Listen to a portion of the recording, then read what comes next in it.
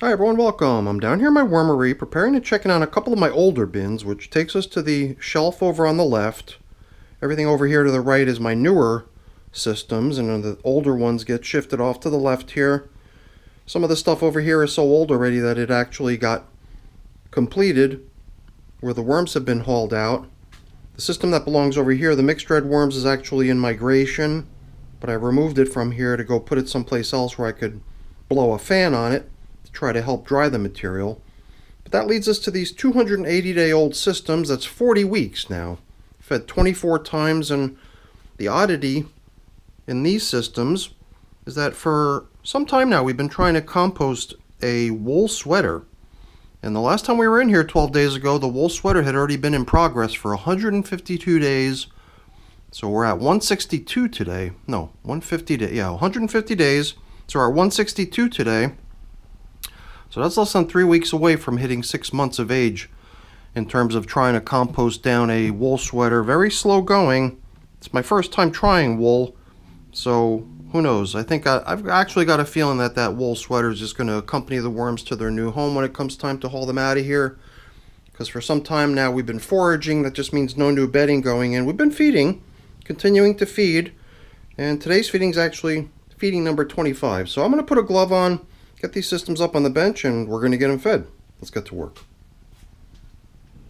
Now, if you're getting a sense of deja vu when you see the feeding that they're getting today, it's because the systems that I fed yesterday got pretty much the same exact thing. A couple days worth of coffee and watermelon. Nice juicy, sweet treat for these little guys. I think that's exactly how I referred to the feeding yesterday too. And you know, since these two coffee filters are coming in new, they could actually replace these feeding zone indicators. So I have actually been cheating on occasion when I come in and I've got old feeding zone indicators such as these, but I know that I've got replacements for them. Even though we've been foraging, which in my bins just means no new bedding, sometimes I'll just cheat and give them a little bit of bedding anyway, only because it's here, and why not just give it to them, right? So I can see little scraps of food, little stems of pepper.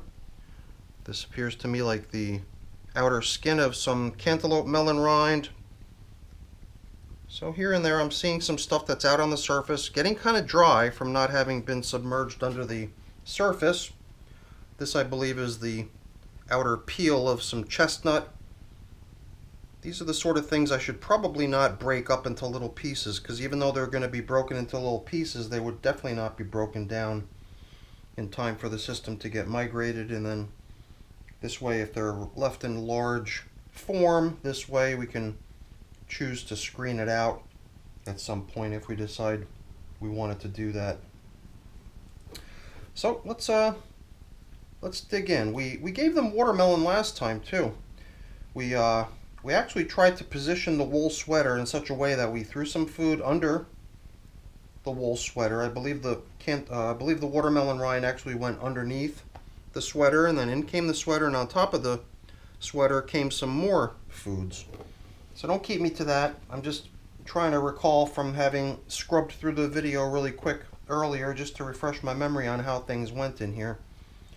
But I did like the idea of sort of nesting the wool fabric in between portions of the food that they were being given, having some of the food above it, some of the food below it. It would almost invariably force the worms to be hanging around by the wool and possibly promoting some activity. Man, 162 days.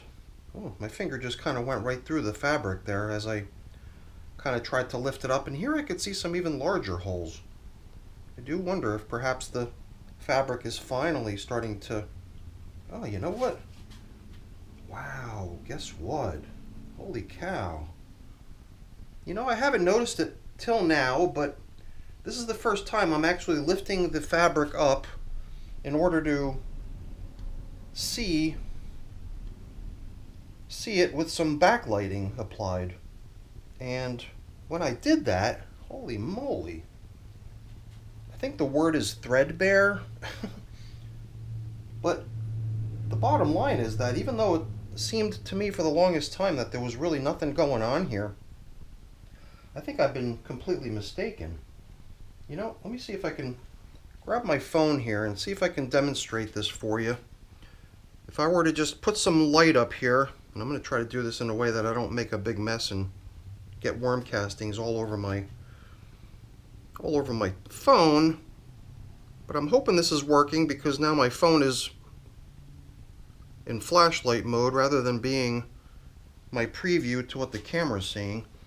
But I hope that worked. I hope you were able to get a glimpse of what I'm seeing, which is how the material is actually getting broken down significantly. So much so that in places you can hardly even see, I mean, there's hardly any material remaining. It's just, you know, the fabric would have been nice, tight, woven material, but it's starting to show signs of getting worn, broken down, I believe. So that's awesome.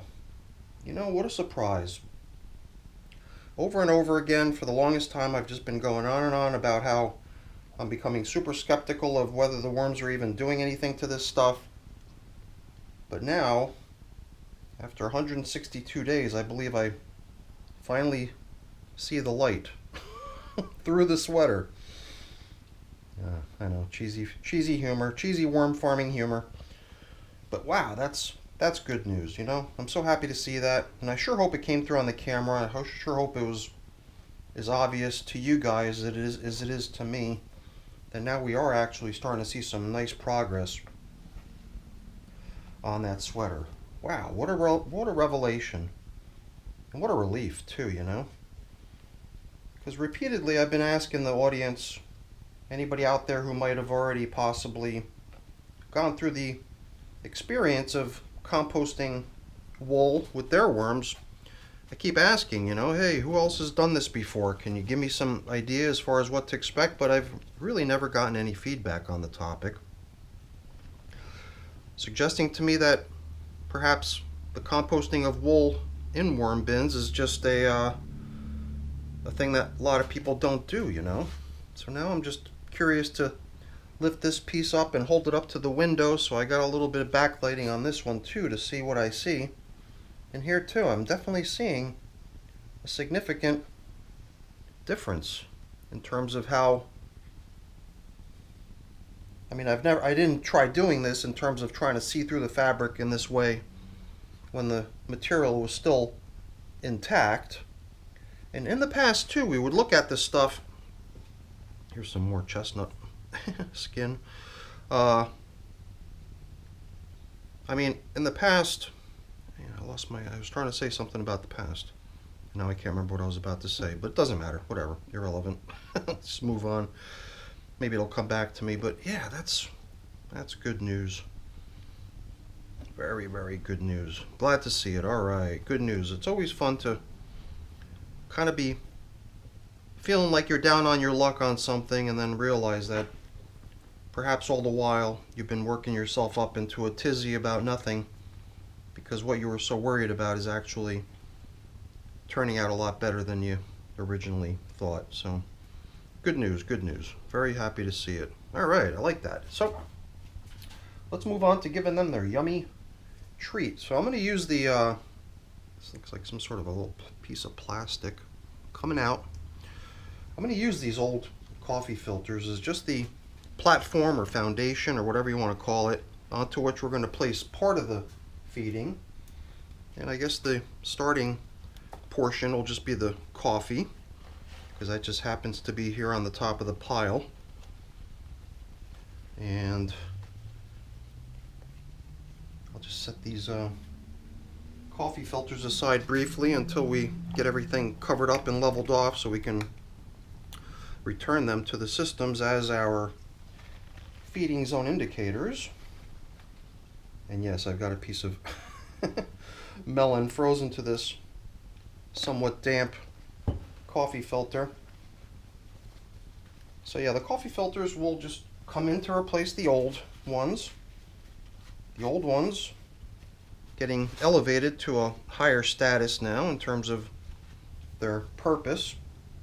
So now I'm going to see about grabbing about a quarter of what we bought down here to place underneath the two pieces of wool fabric,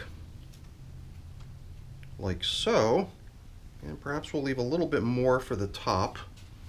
In can come the wool fabric. Man, I can't wait to see how the video turns out. I sure hope I was able to show you guys what I'm seeing there, but even if I failed to give you the visual effect of what I was trying to show there, hopefully you get the idea of what's happening here, which is good news. And I guess the other good news is just the general texture of the material throughout these systems. I love how the material is so fine and flaky, but really damp still and cozy. So even though we've been keeping these systems uncovered for quite some time now, if it were winter time where the heat was running all day long and the air in the house was getting really dry from the climate control running, then this material would be way, way drier. But the fact that we're now in the summer time, and since climate control only runs in my house on the hottest of steamy, nasty days, the house does get a little bit humid. So that includes the basement. Even if there is air conditioning running upstairs, it doesn't come down here. I don't try to cool the basement. I shut the basement door, try to keep the nice cool air upstairs in the human abode. And the worms are left to enjoy the warmth and the humidity down here in the basement. So, alright. Wow, put a little spring in my step, that's for sure. So happy to see it. And there we go. That's our feeding for today. Let's just reach out to the outer edges of the system at this point, giving us a little glimpse into how things look on the outer edges. Very busy out there. Lots and lots of worms out there. That's pretty cool. And the material out there looks really nice and crumbly too. Alright. I just found a chunk of that chestnut shell, so I threw it down here in the feeding zone. Not that it's going to really cause it to vanish anytime soon. It's just one of those tougher types of materials. Wow, out here too. Seems like even though we've been feeding down the middle, we've got a nice piece of wool for the worms to play in and on in the middle. They do seem to be enjoying the outskirts of the system. I can't recall if this might have been one of the places where we opted to not disturb the outer edges last time we were in here. It might be. And I wonder sometimes if the worms just appreciate being able to be in material that's not been disturbed by human hands. But I do usually include a little bit of tilling around in the outskirts of the worm bins to give myself a sense of how things out there look, how the worms look, how the material looks, while at the same time possibly blending and bedding, not in this case, but some other cases, possibly blending in some bedding or at very least aerating the material. Here too, good many worms hanging on the outskirts.